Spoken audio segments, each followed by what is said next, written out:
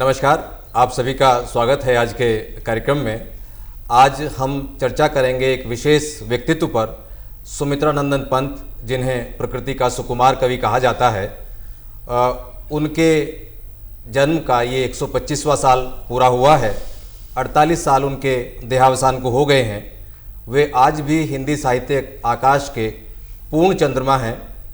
पुरस्कारों की दृष्टि से देखें, जितना उनका विपुल साहित्य है, वैसे ही उनकी प्रतिष्ठा आभा को और बढ़ाने वाले उनके पुरस्कार हैं। वे पद्म विभूषण हैं, साहित्य अकादमी से सम्मानित हैं, उन्हें ज्ञानपीठ मिला है और सोवियत लैंड नेहरू पुरस्कार से भी वो सम्मानित हुए हैं। उनके व्यक्तित्व, कृतित्व और उनके जीवन दर्शन पर चर्चा के लिए आज हमारे साथ दो विद्वान हैं। लेखक चिंतक श्री ललित मोहन रयाल जी, जो IAS अधिकारी भी हैं, और हमारे दूसरे विद्वान हैं पूर्व प्राचार्य, शिक्षाविद, हिंदी और रूसी साहित्य के मर्मज्ञ डॉक्टर इंद्रजीत सिंह जी। आप दोनों का स्वागत है आज के इस कार्यक्रम में। जब हम पंत जी की बात करते हैं तो आमतौर से उनके सुकुमारत्व और छायावाद के स्तंभ के रूप में उनकी चर्चा होती है।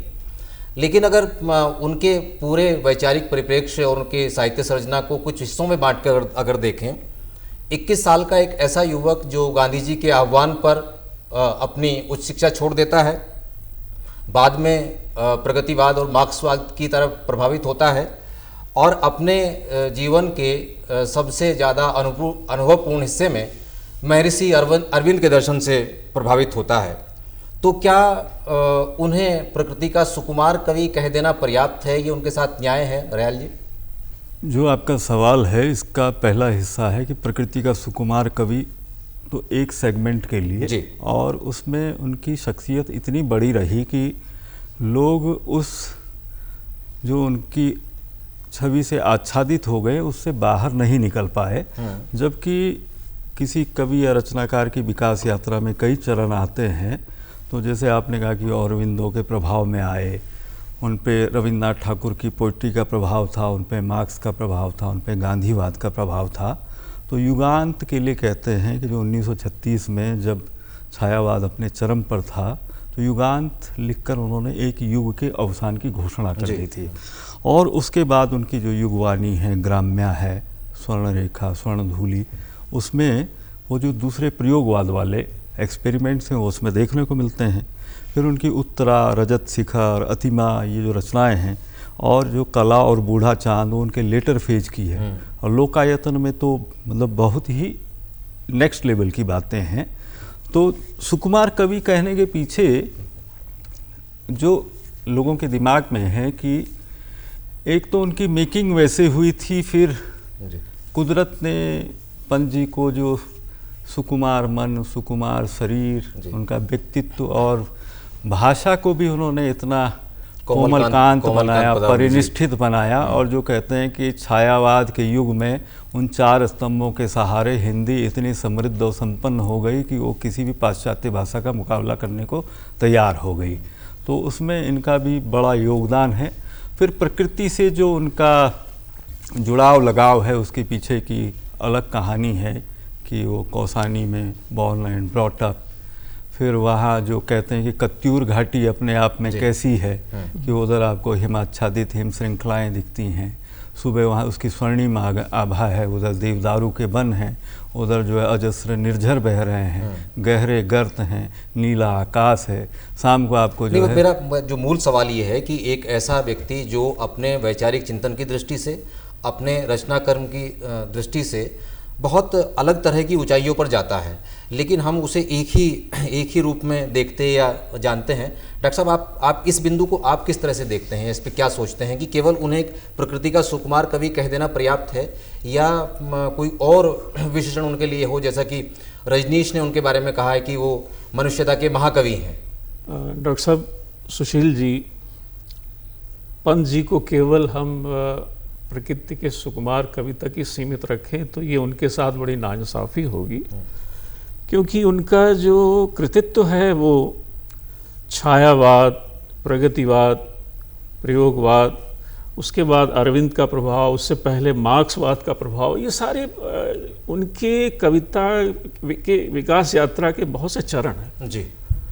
हालांकि मैं ये भी बताना चाहूँगा कि जो उनकी सबसे पहली रचना है वो कविता नहीं, वो एक उन्होंने लघु उपन्यास लिखा था हार नाम से, जो 1918 के आसपास लिखा था, प्रकाशित बाद में हुआ। हाँ, तब से संभवतः 17-18 साल के वो रहे होंगे। हाँ, 17-18 के, बिल्कुल आप सही कह रहे हैं, 1900 में पैदा हुए।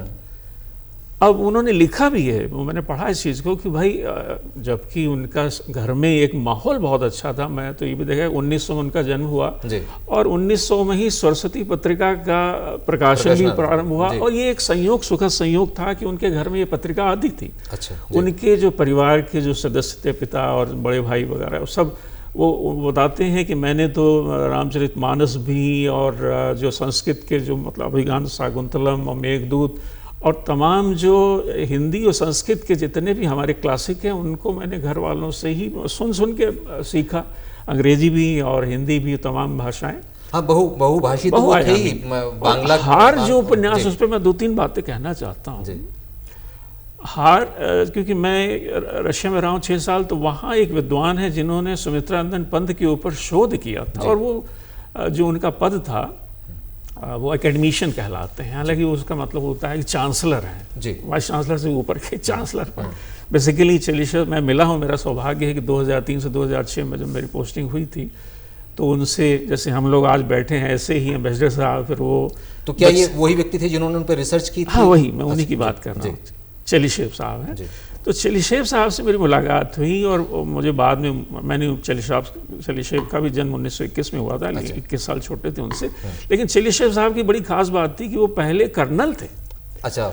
सेकेंड वर्ल्ड वार जब वो खत्म हुआ, उसके बाद जब उनको थोड़ी आज़ादी मिली कि भाई अब आप पढ़ाई वढ़ाई कर सकते हैं, तो उन्होंने लिखा, मैंने उससे बात भी की थी क्योंकि मैं 3 साल रहा हूँ, तो कई मुलाकातें हुई। बच्चन जी पे कार्यक्रम था एम्बेसी में, तो मुझे भी बोलना नहीं, था। वो पंत जी पे रिसर्च के लिए कैसे प्रेरित हुए? और मैं वही उस पे ही, तो वो बता रहे थे कि मुझे पूछा गया कि अब आप सेना से रिटायर हो रहे हैं तो आप क्या करना चाहते हैं, आपने इतनी सेवाएं दी, सेकेंड वर्ल्ड जीतने में भी आपने बहुत सेवाएं दी हैं, एक योद्धा की तरह लड़े हैं, और मुझे लगता है कि जैसे हमारे आगे भी सेना में गए फैज अहमद बैज भी सब थे, तो उन्होंने कहा कि मुझे हिंदुस्तान की कुछ भाषाओं को पढ़ना है और उसकी सुविधाएं प्रदान की जाए, जैसे हिंदी मैं चाहता हूँ पढ़ूँ। अच्छा। तो उनकी डिमांड मान ली गई, और वहाँ पर जो व्यवस्थाएं थी उस ज़माने में, तो हिंदी पढ़ना उन्होंने प्रारंभ किया, और बाद में वो भारत 1956 में आया। लेकिन उससे पहले उन्होंने कुछ कवियों की कविताओं का अनुवाद कर लिया था, उसमें पंत जी भी थे। अच्छा, ये बात पंत जी को सोवियत लैंड नेहरू पुरस्कार मिलने से पहले की है? ये बहुत पहले, ये 1956 की जी। 1956 में पहली बार एक यहाँ भारत में यूनेस्को की तरफ से एक अंतर्राष्ट्रीय सम्मेलन हुआ था, तो सोवियत संघ के प्रतिनिधि मंडल की तरफ से चेलिशेव साहब भारत में आए जी। और उनकी बड़ी दिली ख्वाहिश थी कि मैं पंत जी से मिलूं, क्योंकि वो मेरे बड़े हीरो हैं, मैं उनको बड़ा कवि मानता हूं। तो जो ऑल इंडिया रेडियो पे उनको बुलाया गया, तो उन्होंने कहा भी मेरी मंशा है, तो उन्होंने कहा ठीक है, हम एक कार्यक्रम रखते हैं पंत जी पर, और हम कोशिश करेंगे पंत जी भी यहाँ हो और सवाल जवाब होगा, उनकी कविताओं पर चर्चा होगी। तो जो पंत जी को बुलाया गया, तो पंत जी ने कहा कि ऐसा करते हैं, कार्यक्रम अगले दिन रखते हैं, आज हम लोग बैठ कर रूपरेखा बनाएंगे कि सवाल तुम क्या पूछोगे, आज हमारे घर चल के भोजन लीजिए। तो कोई टंडन साहब थे जो ऑल इंडिया रेडियो के डायरेक्टर थे, उन्होंने अपने घर पे भोजन रखा। तो चेलिशेव साहब करे मेरे लिए तो बिल्कुल ऐसे ही हो गया कि बिन बुलाए जैसे मेहमान होता है और आपकी इच्छा पूरी हो जाए, एक स्वप्न साकार होने जैसा था। और पंत जी को देख करके इतना ऐसे एक राजकुमार की तरह वेशभूषा, कह रहे वो बाद में मुझे वो, मैंने कहा निराला से मिलना, निराला से मिलने ले गए, तो कह रहे जब निराला जी पंत जी बगल अगल बैठे, जैसे उपाध्याय जी और रयाल साहब बैठे हैं, कह रहे एक तरफ तो बिल्कुल ऐसे लग रहा है कि राजकुमार बैठा है और दूसरी तरफ जो है एक फकीर तहमत गंदा सा तहमत पहने हुए है। हालांकि कविता के मामले में निराला जी बहुत प्रखर है, लेकिन वो एक बता रहे थे। लेकिन वो कह रहे कि उसके बाद ये हुआ कि हमने ये तय किया कि पंत जी की पूरी कविताओं का एक संकलन निकालें। तो चेलिशेव साहब ने उनसे जो लंबी बातें की 1 हफ्ते के दौरान, उसके आधार पर उनके बहुत सा साहित्य लेके गए, और फिर वो जो 1959 में वो संकलन आया पंत जी के ऊपर। उसके बाद उन्होंने पंत जी के ऊपर जो PhD की है, उसका टाइटल मैं बताना चाहता हूँ, और मुझे लगता है दिखाएंगे भी स्लाइड उसकी। वो ये था कि सुमित्रा नंदन पंत तथा आधुनिक हिंदी कविता में परंपरा और नवीनता, ये लगभग 600 से ज़्यादा पेज का शोध ग्रंथ था मूल रूप से, लेकिन बाद में हिंदी में अनुवाद नामवर सिंह जी के कहने से इसका हिंदी अनुवाद हुआ। और हिंदी अनुवाद जो है यशवंत जी कोई महाराष्ट्र के थे, वो उस जमाने में रशिया में ही थे, उन्होंने हिंदी अनुवाद करवाया और राजकमल से छपा, 1970 में छपा था। तो ये जो विशेष तौर पर वो क्यों प्रभावित हुए, तो कह रहे कि भाई जो पंत जी की भाषा है और पंत जी का जो शिल्प जिसको आप कहते हैं और जो भाव है, वो कह रहे हैं मैं तो महसूस करता हूँ कि पिछले, उन्होंने जो किताब लिखी उसके अंदर वक्तव्य है कि पिछले 45 सालों में हिंदी कविता का जो सबसे बड़ा स्वर है वो सुमित्रानंदन पंत की कविता। आपने इस एक सवाल के जरिए आपने बहुत सारे पहलू उजागर किए हैं। मैं रायल साहब, जो पहला सवाल मेरा था उसी के एक सप्लीमेंट्री सवाल पे आता हूँ कि अगर पंत जी का जो वैचारिक परिप्रेक्ष्य है और वैचारिक परिप्रेक्ष्य के साथ जो उनका रचना कर्म है, मोटे तौर पर उसे आप 4 हिस्सों में बांट के देख लीजिए। जो शुरुआती हिस्सा है जिसमें वो प्रकृति के बहुत निकट हैं, 17-18 साल की उम्र में लिखना शुरू करते हैं, और बल्कि इससे भी पहले कहा जाता है कि इससे पहले उन्होंने लिखना शुरू किया, वो उसमें प्रकृति के बहुत निकट हैं, तो उसमें वो प्रकृति के चितेरे हैं, एक उनकी कलात्मक दृष्टि है। फिर वो आते हैं उस दौर में जिस दौर के लिए पूरा हिंदी साहित्य जगत और साहित्य में रुचि रखने वाले लोग जानते हैं कि वो छायावाद के स्तंभ हैं, जहाँ बहुत ही कोमल और सूक्ष्म भावना को बहुत परिनिष्ठित और लगभग आध्यात्मिक स्तर पर उन्होंने प्रस्तुत किया है। फिर उनके जीवन का एक दौर आता है जब वो वापस लौट के आ रहे हैं अपने घर और यहाँ कर्ज, भुखमरी और बहुत सारी चुनौतीपूर्ण स्थितियों को देखते हैं, और समाज को लेके जो उनके मन में भाव पैदा होता है कि कितनी गैर बराबरी है, उत्पीड़न है, यहाँ वो प्रगतिवाद और मार्क्सवाद की तरफ जाते हैं, और ये प्रभाव काफ़ी लंबे समय तक उनके जीवन पर बना रहता है। अपने उत्तरार्ध के अंतिम वर्षों में वो महर्षि अरविंद के दर्शन से प्रभावित होते हैं, और जैसा आपने शुरू में भी जिक्र किया कि लोकायतन बहुत ऊंचे स्तर की रचना उस संदर्भ में है। तो ये जो 4 चरण हैं मोटे तौर पर, तो यहाँ जब हम वैचारिक दृष्टि से उनको देखते हैं तो क्या वो विरुद्धों का सामंजस्य कर रहे हैं पैदा, विरुद्धों के बीच सामंजस्य पैदा कर रहे हैं, या वैचारिक द्वंद्व के लगातार शिकार रहते हैं? इस पे आपका विचार क्या है? कवि के लिए स्टेजेस, मतलब कोई भी रचनाकार है, विचारक है, ये क्रमिक विकास सबका होता है, और जो समय की ज़रूरत है या उस समय का जो पैटर्न चल रहा है, तो जैसे छायावाद के समय तक वो अलग बात थी, फिर एकदम जो है सेकेंड वर्ल्ड वॉर की बात आती है और उसमें अस्तित्ववाद और एक नया जीवन दर्शन और सार्त्र का दर्शन और आपके जितने भी वो एडलर यंग वो वाला मूवमेंट जो है अस्तित्ववाद वाली बात। और इस बीच ही फिर मतलब जीवन में वो देख रहे हैं कि जो समानता है, जो हाशिए पे रह रहे समाज हैं, और मतलब आप जो है जो रचना है, पोइट्री है, वो समाज के लिए है। और इस बीच उनका रूस का जो संपर्क है वहाँ पर वो देख रहे हैं, विदेशी साहित्य को देख रहे हैं, वहाँ के बुद्धिजीवियों को देख रहे हैं, वहाँ के रचनाकारों की प्रतिबद्धता देख रहे हैं, और उसमें वैज्ञानिक दृष्टिकोण है और ख़ास तौर पे जन उन्मुखता उसकी।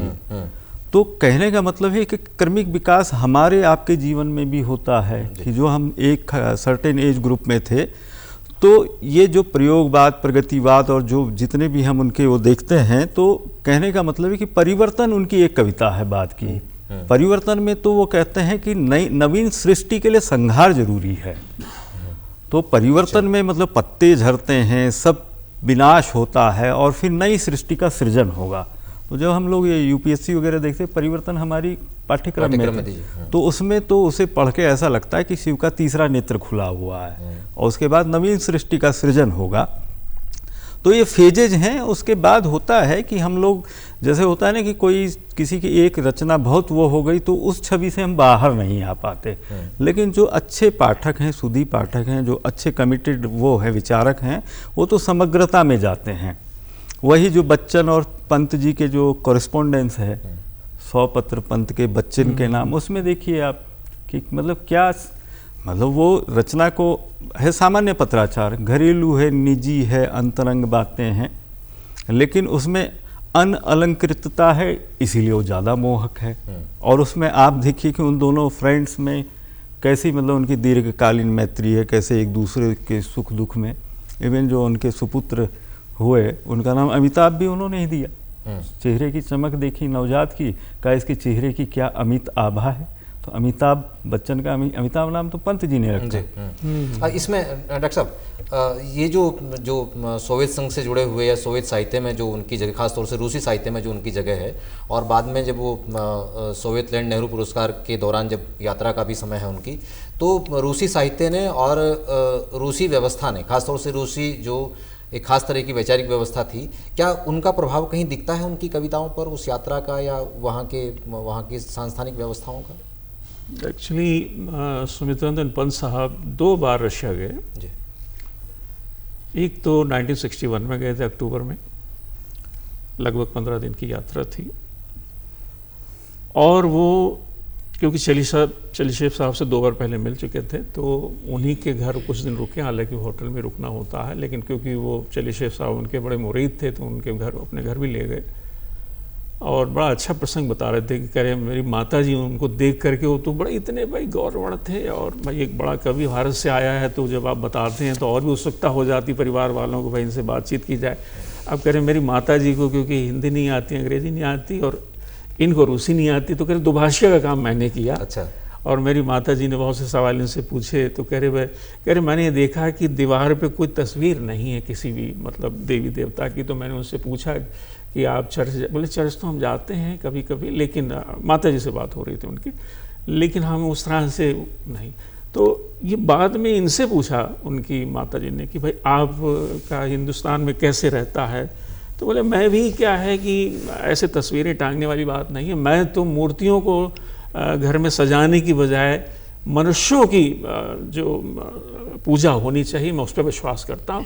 उनकी कविता में परिवर्तन भी आप देखिए, जहाँ छोड़ ध्रुव मृद छाया वाली बात करते हैं, उसके बाद तुरंत वो कहते हैं कि सुंदर है विहक सुमन सुंदर, मानो तुम सबसे सुंदरतम, ये योगांत की जो मानो कविता है जिसमें, तो ये उनकी कविता की यात्रा में परिवर्तन है। और ये परिवर्तन का कहीं ना कहीं से मार्क्सवाद, क्योंकि आप देखते हैं 1936 भारत प्रगतिशील जो लेखक संघ का प्रेमचंद जी ने अध्यक्षता की, उसके बाद पूरा परिदृश्य बदल जाता है। जो प्रगतिशील लेखक संघ है उसके साथ भी संभवतः वो एक्टिव रहे हैं ना?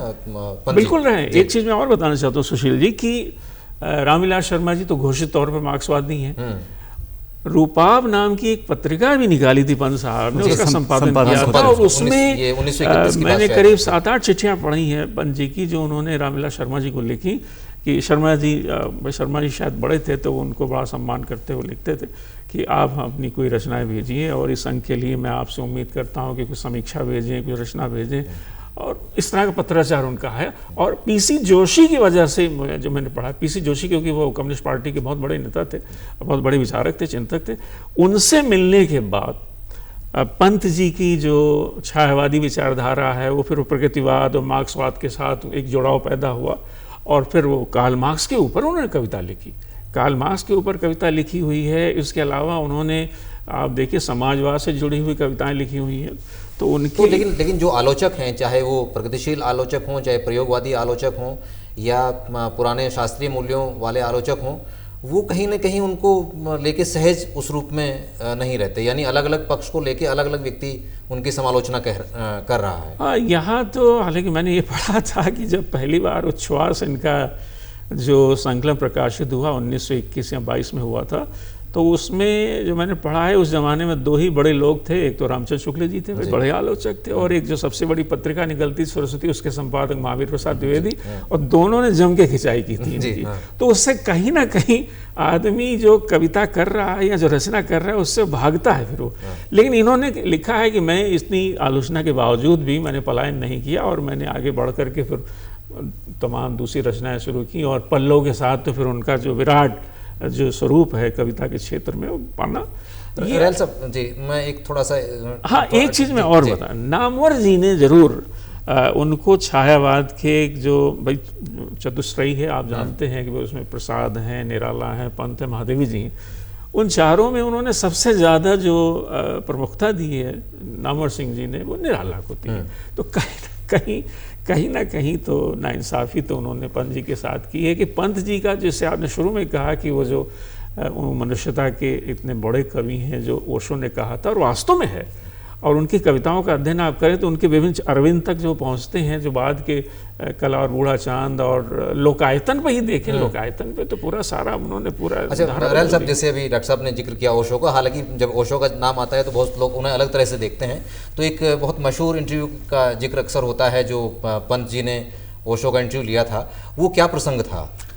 वो प्रसंग ऐसा था कि सुमित्रानंद पंत जी ने आचार्य रजनीश से, उनका अध्ययन बहुत विशद था आचार्य रजनीश का, ये तो निसंदेह, उनसे पूछा कि भारतीय धर्माकाश के ऐसे 12 सितारे कौन हैं जिनके बिना हमारा जो गैलेक्सी है वो शून्य है।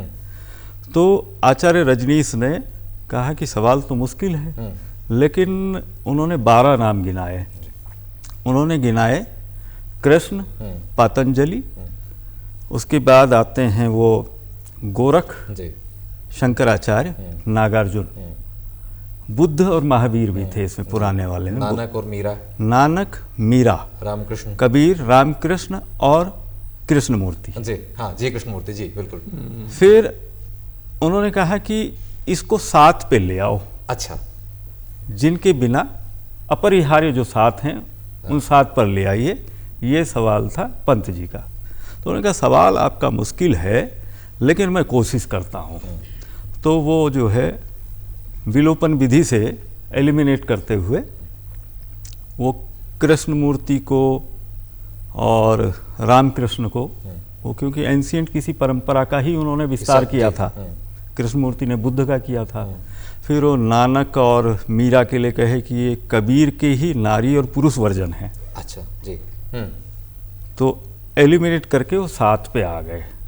तो उन्होंने कहा अब 4 बताओ। अच्छा जी। तो 4 में उन्होंने ये कहा कि जो नागार्जुन है वो बुद्ध में समाहित हो सकते हैं, बीज को बचाना है, वृक्ष तो फिर से पैदा हो जाएगा, वट वृक्ष कई सैकड़ों पैदा हो जाएंगे, बीज सुरक्षित रहना चाहिए, नागार्जुन उसमें समाहित हो जाएंगे बुद्ध में।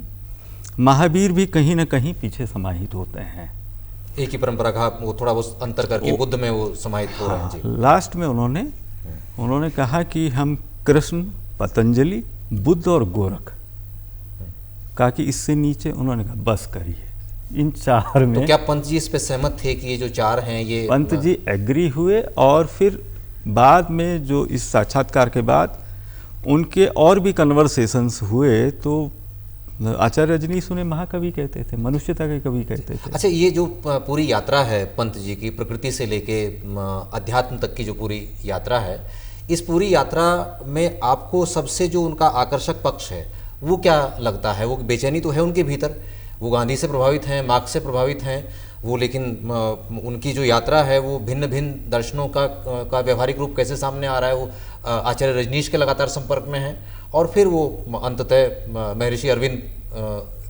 तक की यात्रा करते हैं। तो इन सारी यात्राओं में वो कौन सा पहलू है जो आपको आकर्षित करता है?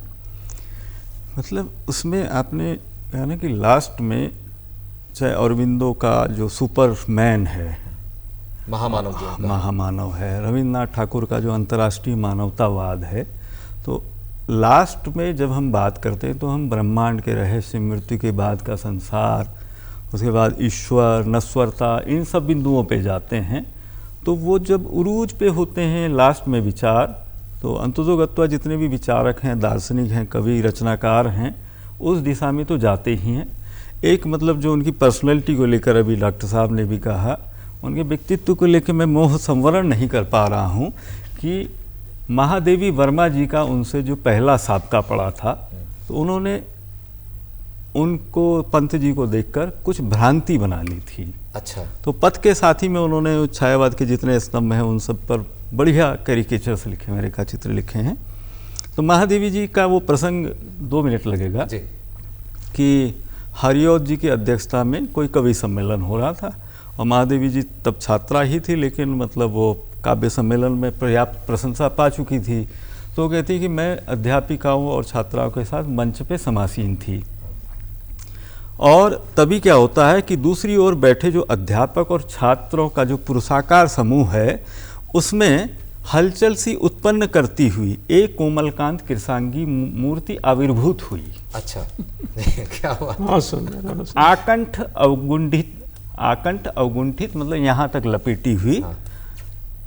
हल्की पीताभ सी चादर और कंधों पर लहराते हुए सुनहले केस, लिखी हुई सी भवें, खिंचे हुए से होंठ, कोमल पतली उंगलियों वाले सुकुमार हाथ। और ये सब देखते हुए मेरा ही नहीं मेरी संगिनियों को भी आश्चर्य हुआ कि ये उस पांत में क्यों बैठ पुरुषों गई। की पांत में क्यों बैठे हैं? तो स्त्रियों की पांत में होना चाहिए। और लिखा है कि वो ऐसे प्रतिष्ठित हो गई और आकार प्रकार में उनसे उतनी ही भिन्न थी जैसे क्षीण तरल रेखा में कठोर पाषाण खंड। और इनको अभी भी ये भ्रांति है। अच्छा। फिर लेटर ऑन किसी मैरिज सेरेमनी में धीरेन्द्र वर्मा जी की शादी थी। अच्छा। उस शादी में उन्होंने परिचय कराया कि ये हमारे फ्रेंड हैं सुमित्रानंद पंत, सुकुमार कवि हैं। तो वो कहती हैं कि मुझे अपने भ्रम पे इतनी हंसी आई कि शिष्टाचार के नाते भी मैं वहाँ खड़ी न रह सकी। तो उनकी पर्सनैलिटी बड़ी सौम्य बहुत ही रोचक बात आपने बताई। डॉक्टर साहब, उनकी पर्सनैलिटी की कुछ और पहलू या ऐसी घटना जो हमारे दर्शकों के सामने आप रखना चाहें? नहीं, एक प्रसंग में जो उनका एक इंटरव्यू है आकाशवाणी का जो मुझे अच्छा लगा, मैं वो कोट करना चाहता हूँ। इस संदर्भ में एक तथ्य को उल्लेख कर दूं कि वो 5 साल तक संभवतः आकाशवाणी के मुख्य सलाहकार रहे। बिल्कुल रहे। तो आकाशवाणी में 49 में उनसे पूछा गया है कि आप भाई कैसे कवि बने और तमाम बचपन की बातें यादें सब बताइए। तो एक पूरा विस्तार से चर्चा थी। तो जो आप और मैं क्योंकि शिक्षाविद हैं उस नाते मैं कह रहा हूँ, तो उन्होंने बड़ी अच्छी बात कह रहे कि एक जो बच्चा है वो प्रकृति से जितना सीखता है, उन्होंने बड़ी अच्छी बात कही कि जो भूमि की हरियाली है और जो आकाश का नीलापन है उससे जितना सीखता है वो किताबों से नहीं सीखता। उन्होंने 5 बातें कही। तो एक तो है कि बच्चों को इस बात की कोशिश करनी चाहिए, टीचर्स को भी बच्चों को, कि वो जो हरियाली है भूमि की, वो आकाश का जो नीलापन है वो, और जो उज्जवल धूप होती है, तालाब और नदियों का जो स्वच्छ पानी होता है, और जो हवा की चंचलता है, ये सारी बातें प्रकृति से सीख सकता है, किसी क्लास में बैठ करके नहीं। तो कहते हैं क्लास में जो कालीनों पर बच्चे बैठते हैं उसकी बजाय अगर वो हरियाली धूप पर बैठेंगे तो उनको ज़्यादा सीखने को मिलेगा। तो यानी कुल मिलाकर के गुरु नानक साहब ने कितनी अच्छी बात कही है इसी संदर्भ में, क्योंकि प्रकृति और पर्यावरण से जुड़ी बात है।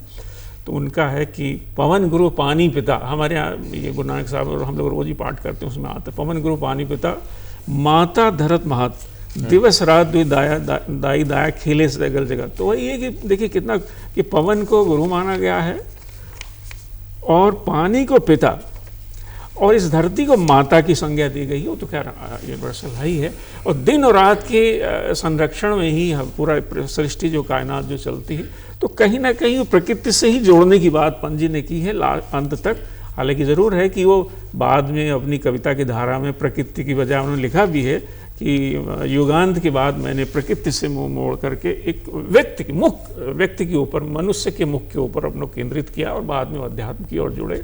अच्छा, दो छोटे सवाल मेरे पास और हैं। एक सवाल हाइपोथेटिकल है, लगभग काल्पनिक, कि अगर आज पंत जी आ जाएं और आज के समाज को और आज के साहित्य को देखें, तो आपके विचार से उनकी टिप्पणी क्या होगी? वो कैसे महसूस करेंगे रैल साहब? जो अंतर विरोध हैं या जो जटिलताएं हैं, जो सरोकार हैं, उसको लेके तो वो मतलब वो करेंगे, प्रशंसा करेंगे कि लोग जागरूक हो गए हैं, मुद्दों को पकड़ रहे हैं। लेकिन जो कुदरत से कट गए हैं, जो प्रकृति की गोद से हम इतना दूर हो गए हैं, उस बात को लेके उन्हें निराशा होगी।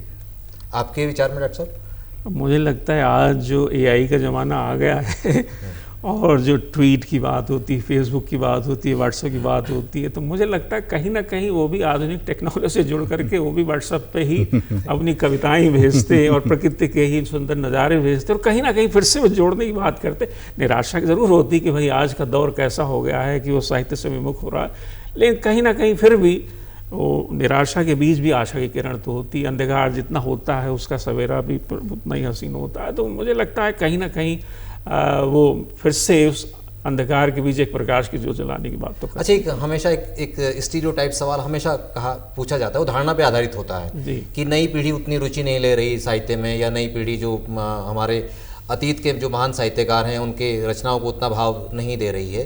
तो सवाल ये है कि सुमित्रा नंदन पंत जी को क्यों पढ़ा जाना चाहिए आपकी निगाह में सर? जो मानव मूल्य हैं जो वो तो सार्वभौम होते हैं, यूनिवर्सल होते हैं, और जो मुद्दों को एड्रेस करने की बात है, बड़े मुद्दों को, वो भी लगभग यूनिवर्सल ही होते हैं। तो उनका जो सृजन संसार है उसमें कई चीज़ों के लिए जो संवेग है, आवेग है, भावनाएं हैं, संवेदनाएं हैं, वही कि बाले तेरे बाल जाल में कैसे उलझा दूं लोचन, या वो जो वियोगी होगा पहला कवि आ से उपजा होगा गान। तो मतलब डॉक्टर साहब इस पे बस अंतिम टिप्पणी आपकी कि क्यों पढ़ा जाना चाहिए पंत जी को? पंत जी को मैं समझता हूँ इसलिए पढ़ा जाना चाहिए क्योंकि वो मनुष्यता के कवि हैं, प्रकृति के कवि हैं, प्रेम के कवि हैं, और ये सारी यूनिवर्सल चीज़ें हैं, विश्व बंधुत्व की भावना का संदेश देते हैं। और आज भी चाहे किसी भी हम देश में जाएं, यूएनओ की बात हो, कहीं भी हो, वही मनुष्यता की बात की जाती है। और आज के इस हिंसा और क्रूरता के दौर में जहाँ युद्ध पूरे अंतर्राष्ट्रीय स्तर पर हो रहे हैं, वहाँ पर पंत जी की जो कविताएं होती हैं वो कहीं ना कहीं हमें उजाला देती हैं, कहीं ना कहीं सुकून देती हैं। आप दोनों विद्वानों का, डॉक्टर इंजीत सिंह जी का और रयाल साहब का बहुत बहुत आभार। आज की इस चर्चा में हमने पंत जी के साहित्य पर, उनके व्यक्तित्व पर और उनकी वैचारिक आधार भूमि पर बात की है। पंत जी एक ऐसा विषय है जिन पर बहुत सारी लंबी चर्चा हो सकती है। उनकी एक पंक्ति के साथ आज का हम ये कार्यक्रम संपन्न करेंगे। गा कोकिला संदेश सनातन, मानव का परिचय मानवपन। वास्तव में पंत जी मानवपन के कवि हैं। आप सभी का बहुत बहुत धन्यवाद।